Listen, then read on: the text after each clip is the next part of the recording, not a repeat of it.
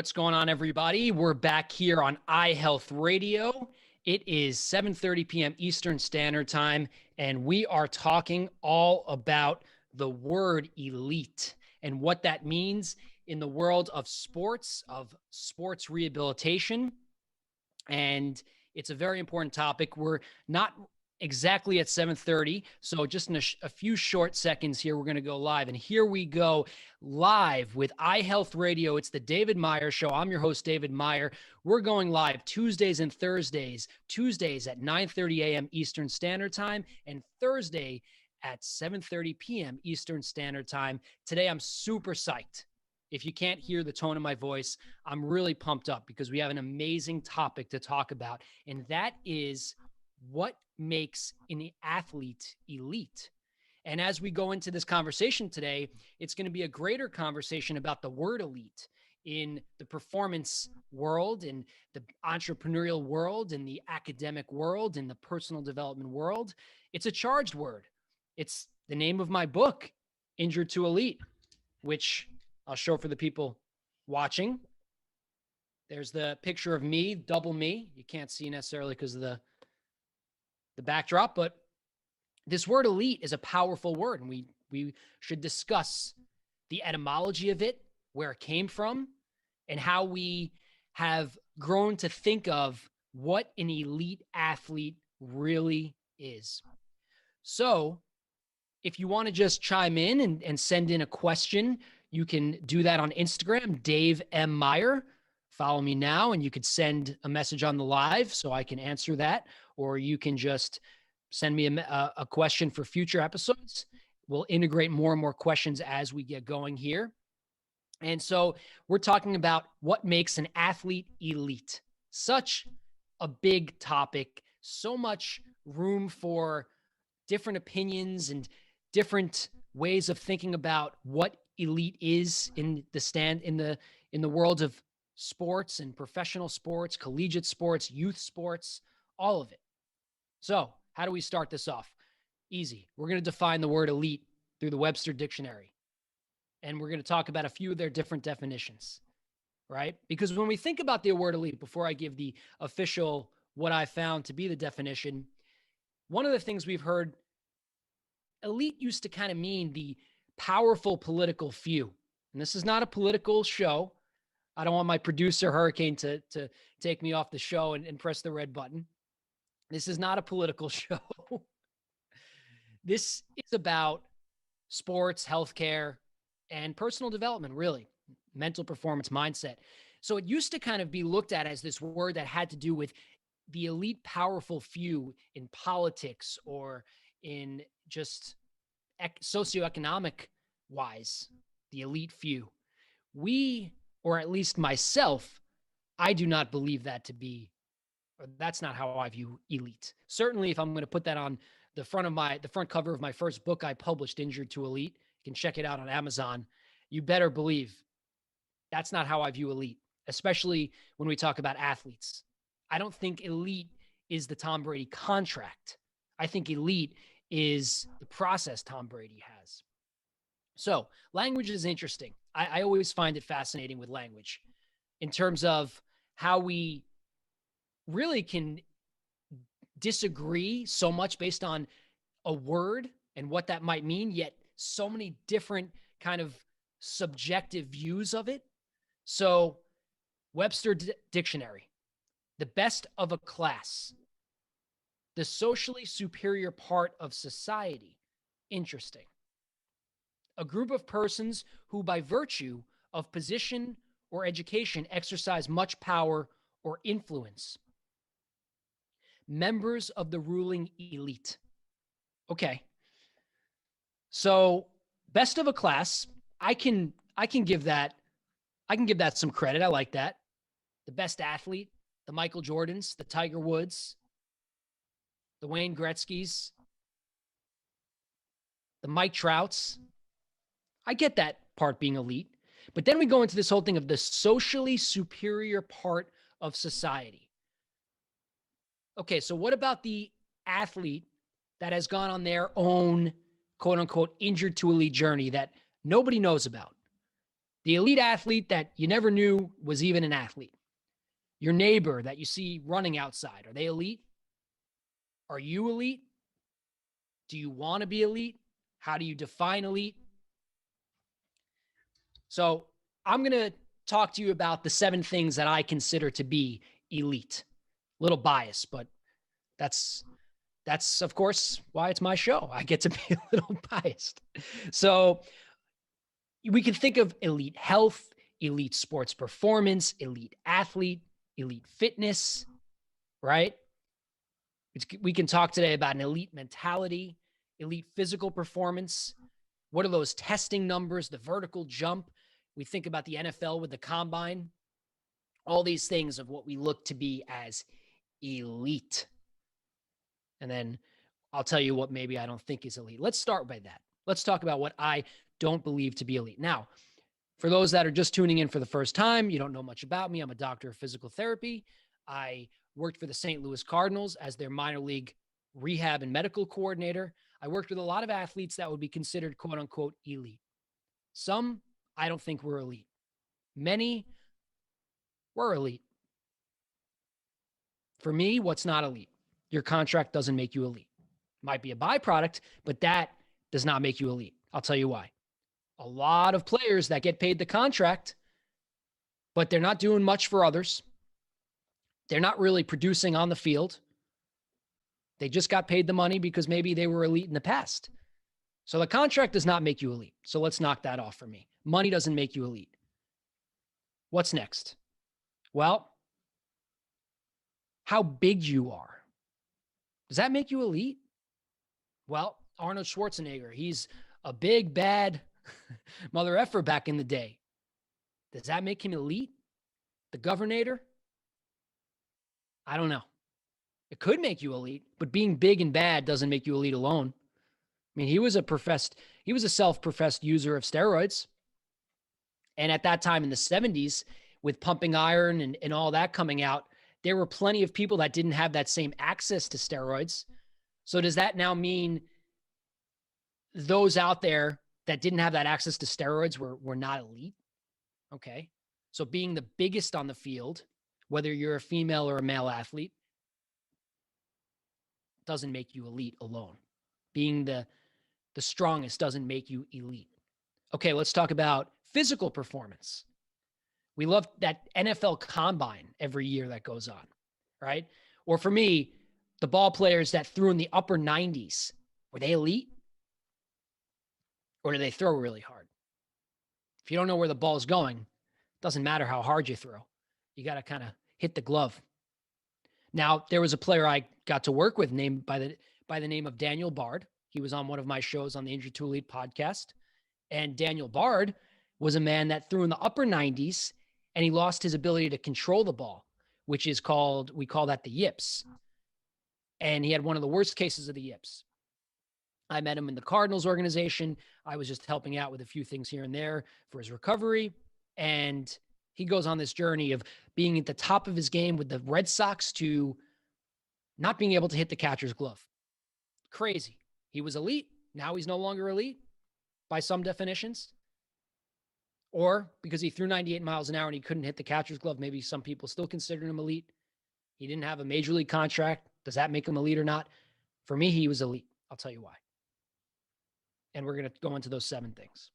Use him as a use case. Daniel Bard, Boston Red Sox, now with the Rockies, making his comeback. Was he ever not elite?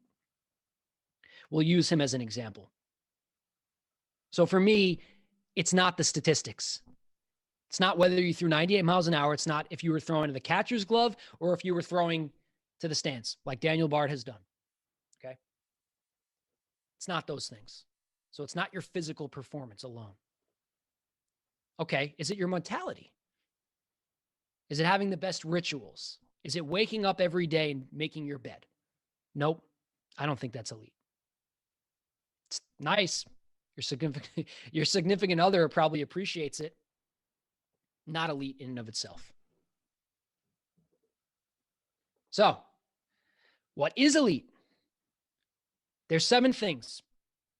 I like the number 7. It's one of my favorite ones. So let's go into what those 7 are. The first one we're going to talk about is purpose. Why do you play the game? Why is the athlete out there to begin with? What's the purpose? To throw really hard. Okay. Well, I'm going to rate their purpose. Just to throw really hard, that's pretty external results focused. I'm not sure if I know personally or I agree personally that really is a true higher purpose or self-actualized sense of higher purpose. For me, a purpose goes into actually the second thing that I consider elite. But first is having purpose. There's a lot of athletes out there that are just there because they were really good when they were 4 or 5 years old. I was on this podcast, 40 Athletes, with Jim and Jason Holzer, Jim Huber, great show. And we talked about this a little bit. We talked about athletes, they start really young and then they're really good and their whole identity is built around being really good. Their elite athlete identity comes at 4 or 5. They don't even really get to hone in on the other elements of their identity, right? So if you don't have a holistic, full identity, how can you be elite? So just throwing really hard in life or scoring touchdowns in life, I don't think that makes you elite. Just makes you somebody that scored a lot of touchdowns. So having purpose, maybe that purpose is just trying to represent your family to the best of your abilities, to make it out of the town you grew up in, to prove people wrong. These are more of a sense of purpose. However, alone, this doesn't make you elite. Number 2, service to others. With that purpose, I believe there should be an element of service to others. So you're an athlete and perhaps your purpose is to represent your family and to serve your family in the sense of maybe financially helping to provide for them, making them proud, helping them have a better experience in this world by being excited instead of maybe living in a monotonous kind of existence of, not seeing a lot of success in the rest of their family, putting smiles on their faces, inspiring their younger siblings. That is a sense of higher purpose, a sense of service with your purpose to others. I think the more we serve in a greater, more profound way, the more elite. Sliding scale for me, like I charge my clients. This slides. It's not binary. So purpose and service, I think we have to talk about those first. So let's put away the contract, put away the hole in one. I don't care what you did, Tiger, on hole 5. And this is not a shot at Tiger. I'm just making an example here. What is Tiger's purpose? What is his service to others? We can't say that Tiger Woods doesn't have some service to others, even if we don't know what it is. That's inspiring, seeing what he did. I used to think it was really cool. It served me because it inspired me to play golf a little bit when I was growing up in the 90s and my dad couldn't really hit a golf ball that well. I could watch Tiger do it. He was emotional about it. He was excited. I thought that was pretty cool. So for me, elite athlete, elite baseball player, all these things, purpose and service. Okay. Let's talk about the next one that's a little more obscure. So we're going to take a little bit of a 90-degree turn. I talk about open-minded skepticism in my book, Injured to Elite. Now remember, this is not a topic that's supposed to apply just to an elite athlete, because we're talking about the word elite in general, some of the connotations it had in earlier times with power and money, how that's been taken now to the sports world, and it means just bigger, faster, more money, more social media followers. We've taken that out of context. So I'm bringing it into the context of how I view elite and people going on their own injured to elite stories, whether it's a physical injury, you were learning disabled and now you're becoming a doctor, like myself. That was me. I did that. So open-minded skepticism. I talk about this in my book, Injured to Elite, in the chapter where I discuss how to have better communication with professionals. This chapter was really important to me because I feel like so many patients don't know how to communicate effectively to get more out of their interactions with their doctor. They're so nervous, like, oh, this is the elite doctor that comes in. I'm not elite. Doctor's elite. I better not ask too many questions. Well, make sure you go in there and you realize that you're the elite one. You're going on your Injured to Elite story. The way to do that, open-minded skepticism. Elite athletes are open-minded skeptics. Why? They don't blindly follow workout programs. They don't blindly follow coaches' advice. However, and that's the skeptical side. The open-minded side, they're receptive to ideas. They're creative. They're outside the box thinkers. They try new training modalities and regimens, but they're skeptical about it. They know how to give things a shot without going all in right away, unless they really believe it to be the thing. So, open-minded skepticism. I think this is such a powerful tool. If you're working on building your career, be an open-minded skeptic. Be open to new ways of treating your patients or working with clients, but be skeptical of what you learn. And skeptical doesn't mean be negative. It just means question it. It's healthy. So elite, for me, means being an open-minded skeptic. I'm not just going on Instagram and following any old workout regimen because the male or female that I'm watching doing an exercise is an amazing beach board abs shape. Not elite. That's eyewash, as we say in baseball.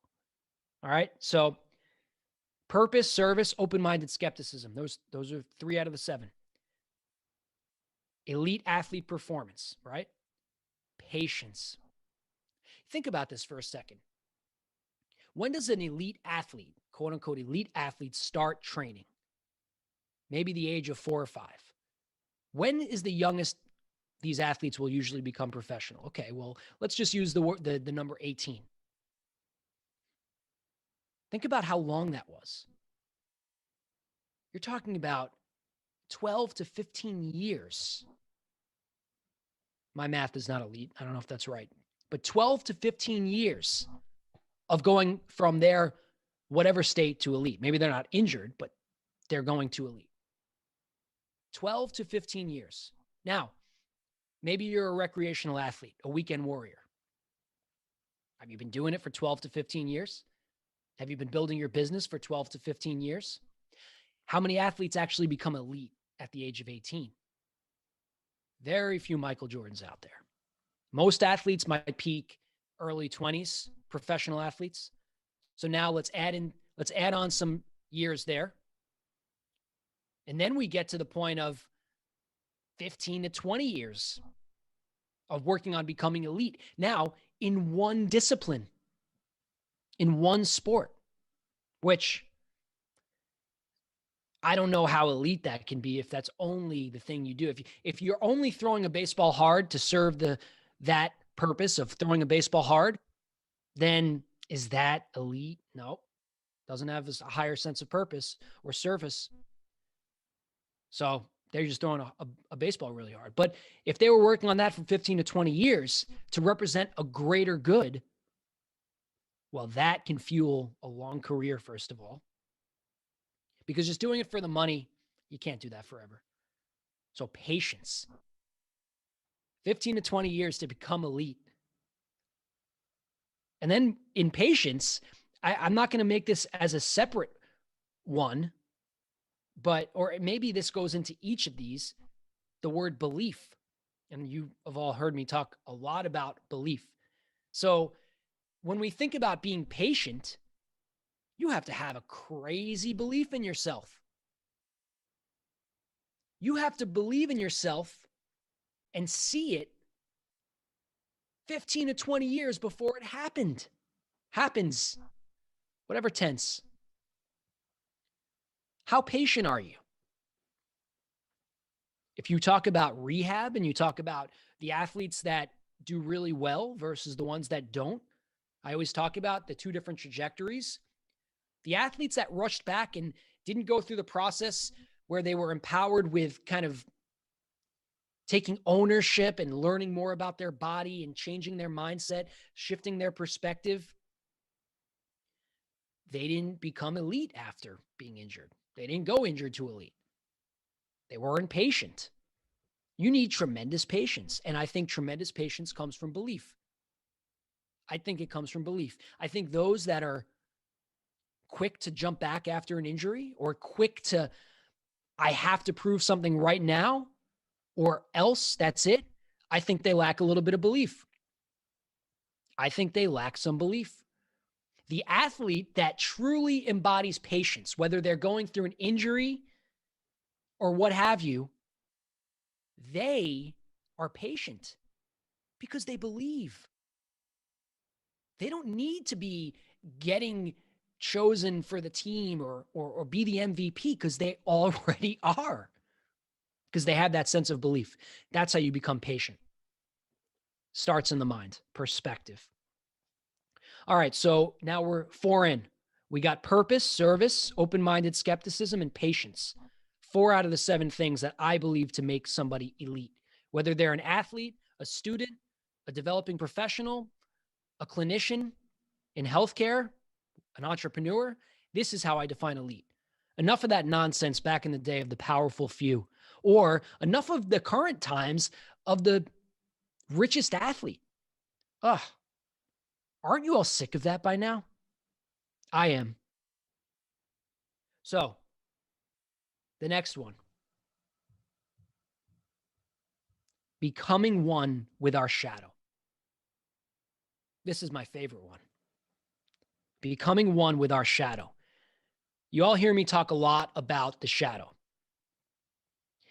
What is it? Okay. A guy by the name of Carl Jung, a little bit of a famous psychologist up there with Freud. Carl Jung talked about the sense of self, inner self, the shadow.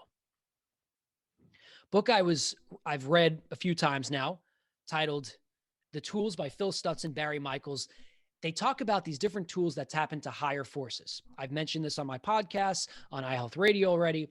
It deserves being mentioned again. And the shadow that Carl Jung talks about is that inner child that we shun away, that we grow to suppress, and then we have performance anxiety, addiction, bad relationships, fear, because we push little Dave. Yes, that's me, little Dave. Still little Dave.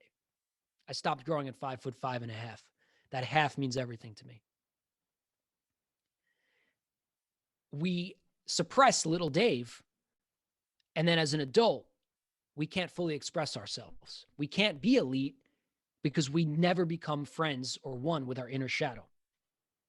This is the key.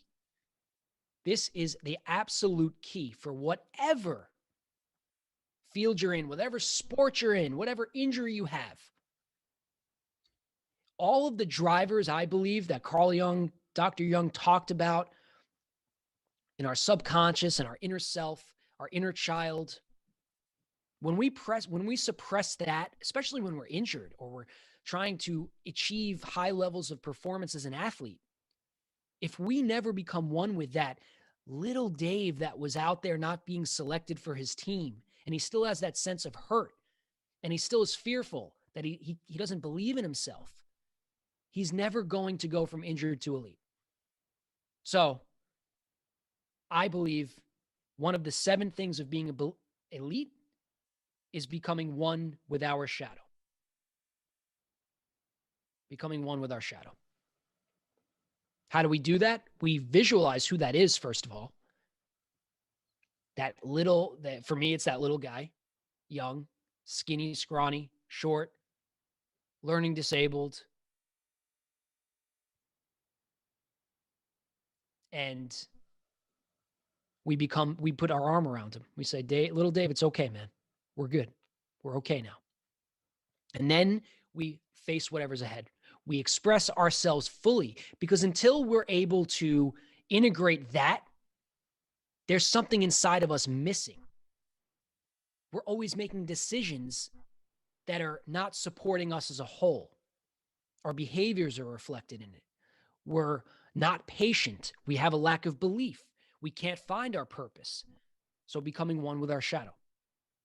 That's, I believe, 5. 6, breaking through fear. Those who are elite break through fear. It's not that they don't have fear. They break through it. They move forward through it. They leverage the use of it. I think the way it's described sometimes is like the deer blood. When you taste or you sense that, you just kick into gear. Eye of the tiger. These points of no return. I'm about to start singing the final countdown right now from the Rocky soundtrack. That for me is breaking through fear. It's my mother who was deathly afraid of flying and flying all across the world to Russia, South America. She's probably been to Antarctica. That's breaking through fear. She's still fearful of flying, by the way, but she broke through it. Athletes that are elite, they break through those things. The fear of embarrassment. Daniel Bard, the person I started mentioning at the beginning of this show, couldn't throw a strike, was at the top of his game, and he told me straight up, Dave, the most embarrassing feeling ever, not being able to hit the glove because he developed the yips. He broke through that. He's back in the show. Fear no longer holds him back. However, does he ever feel some sense of fear? I think so. But, this comes back to that word tension. I love the word tension because when we feel tension, it can be negative or positive, that polarity feel to it, right? And I like how tension and attention, where we put our attention, we could feel tension. So if we take that tension and we place the attention in a different manner from a place of fear, not enough, bad things are going to happen, to excitement, to happiness, we can leverage that. We could be elite, injured to elite, being able to break through fear of re-injury. One of the number one things that I have to help people with, regaining confidence in the fear of re-injury. It's not easy. That's why you can go from injured to elite, though, in all domains of your life, and let it carry over and manifest into the other elements. You breaking through this perspective you had, this fear you had, this mindset you've developed, the rituals you developed, you don't think that's going to help you in your relationships? It's not going to help you in your career? It better. If it doesn't, that's not elite. So breaking through fear is number 6. And because I told you I'm not an elite math person, I counted wrong. And number 7, conveniently, is the one that I missed: belief. See, my inner shadow, learning disabled, wasn't great at math. Belief is number 7. Belief. Let's say we're on our own journey back to health. If we're on that journey and we don't believe that we can achieve that state of health, even if we're healthy physiologically, how can we ever be of perfect health? We can't.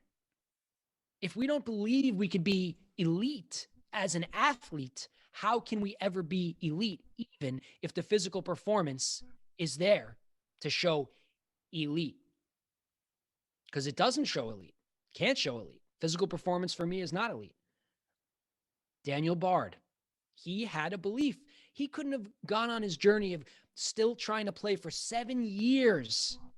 7 years since being in the big leagues, making it back. He never lost his belief. Maybe it was squandered. It was a small sense of belief for a while, but he never lost it. He was there. The results followed, the physical performance, the contract will follow, but alone, those things are not elite. We have to get away from this idea that was developed in the 1800s or whenever it was, 1700s, of the elite, powerful few. It's not elite. I'm saying it first on iHealth Radio, Injured to Elite podcast. It's not elite. Money you make is not elite. Stop acting like it. What's elite? 7 things for me: purpose, service, open-minded skepticism, patience, becoming one with our shadow, breaking through fear, and belief. Those are the 7 things to be elite. The physical performance follows this. The contract and the money follow this. The fans follow this. Period, paragraph. When are more people going to start seeing it this way? We have to start sharing. I am so excited because you take this to me. Injured to Elite. Well, I found my purpose. I want to spread this. I want to help empower people. I have to serve others with this, whether it's through a book, a podcast, a radio show, digital course, a webinar. I have to change I have to help be a spark and be behind this to change the way we view elite performance, elite athletes, elite rehab. I have to be open-minded to new techniques. We can't keep doing things the same way. I have to be skeptical. I can't just jump to a conclusion of this is going to be the only way to do it. I have to be creative. So I have to be an open-minded skeptic. I have to be open-minded, creative, but at the same time, I have to be tactful, strategic. I'm looking forward to it. I have to be patient. I am patient. I'm not looking for myself to see 1 million followers right now. I feel it. This is part of it. Becoming one with my shadow every day. Every day I'm trying to do that. I am doing that. John Denny, my mentor, will I feel myself my wrist getting slapped if we put the affirmation in there. For those that didn't hear last week's show, we had John Denny come on. So part of it, right, is affirming that. Affirming your patience. You're patient because you have your belief. So that's another one. I have to believe in this. If I don't believe in this, change it up. Go back to the PT clinic, Dave. Go mobilize some ankles. I believe in this. This is what I see as my work. So I have to believe in it every day, and I do. And that's going to make me elite. Makes me elite. Breaking through fear. I was shy. I was terrified of what others would think. I don't sound smart. I shouldn't be a doctor. Imposter syndrome is a real thing. Got to break through it. Don't worry about being criticized. Criticism is part of the process. So these are just parts of how I view going from quote unquote injured to elite. If you want to get the book Injured to Elite on Amazon, would love it for you to read. If you're not in a financial position during these hard times to be able to afford, the book is $24.99. However, you can get the first section for free at www.injuredtoelite.com/listen. And when I say the first section, it's the first third of the book. It's quite a big section, and it's the most important section because it's all about the mind, which I think is the most important. It can apply to anything. Of course, for athletes that are injured, definitely. Big part of it. So check it out. We go live every Tuesday and Thursday. Tuesdays at 9:30 a.m. Eastern Standard Time, and Thursdays at 7:30 p.m. Eastern Standard Time. iHealth Radio, download the app, iHealth Radio on your Google Play Store, your Apple Store. It's an awesome app. Hurricane has created a great channel. The iHealthChannel.com, iHealthRadioUSA.com. Follow me on Instagram. For those that are following me right now on Instagram, what's up, my people? Thank you. Loved having you come on. Dave M. Meyer, DaveMeyer. We're going to be doing this a lot. We're going to make all of this elite. Not in the old sense of the way we thought of elite, powerful few. It's nonsense. Elite is purpose, service, open-minded skepticism, patience, becoming one with our shadow, breaking through fear, and belief. Those are the 7 things to be elite. Not your physical performance, not your vertical jump, not your 0 to 60 time in your car, not your 40-yard dash time. Those are cool things, but they're not, for me, elite. This is my definition.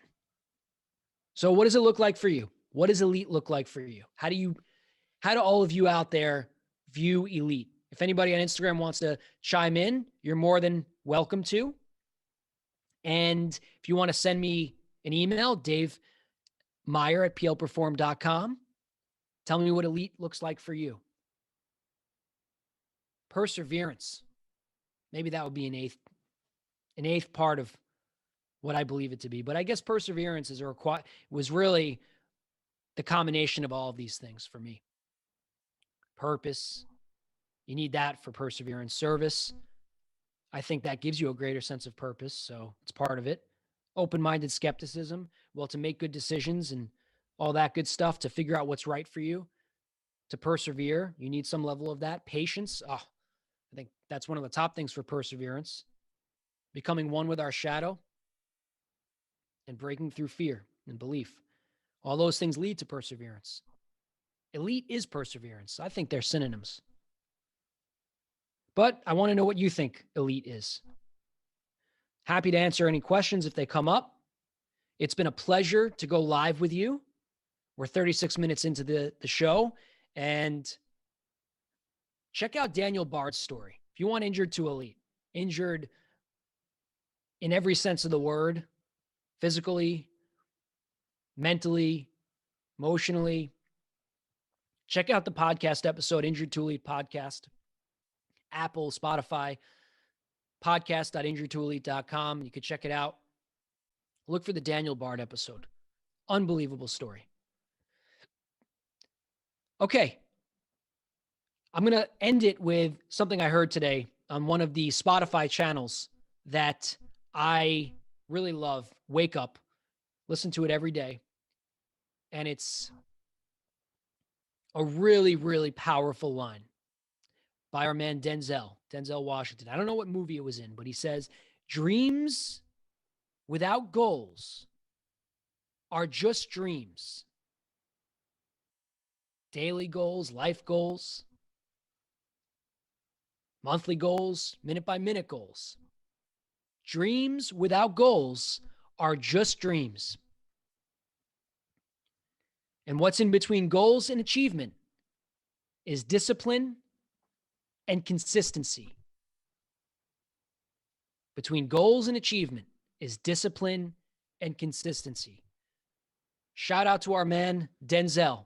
Wow. All right. I'm fired up. It's 8:07 p.m. here on the Eastern Seaboard. And I don't know. I think I might go for another run, skip dinner, eventually eat dinner, drive my fiance a little nuts. Olya, thank you for cooking dinner. Looking forward to having some of that right now. I'll get tired at some point. Dreams without goals are just dreams. All right. You all got some work to do. We're all going on a journey from injured to elite. It's a continual process, sliding scale. Everybody, it's been a pleasure. We go live on Tuesdays and Thursdays. Tuesday, 9:30 a.m. Eastern Standard Time. Thursdays, 7:30 p.m. Eastern Standard Time. We are on iHealthRadioUSA.com, the iHealthChannel.com. Go to the Google Play Store or the Apple Store and type in iHealth Radio. You'll also be able to check this out if you subscribe to the Injured to Elite podcast. Follow me on Instagram at Dave M. Meyer. It's been a pleasure. Let's all stay elite in the new sense of the word. Love all of you. Thank you for tuning in. We'll talk to you soon.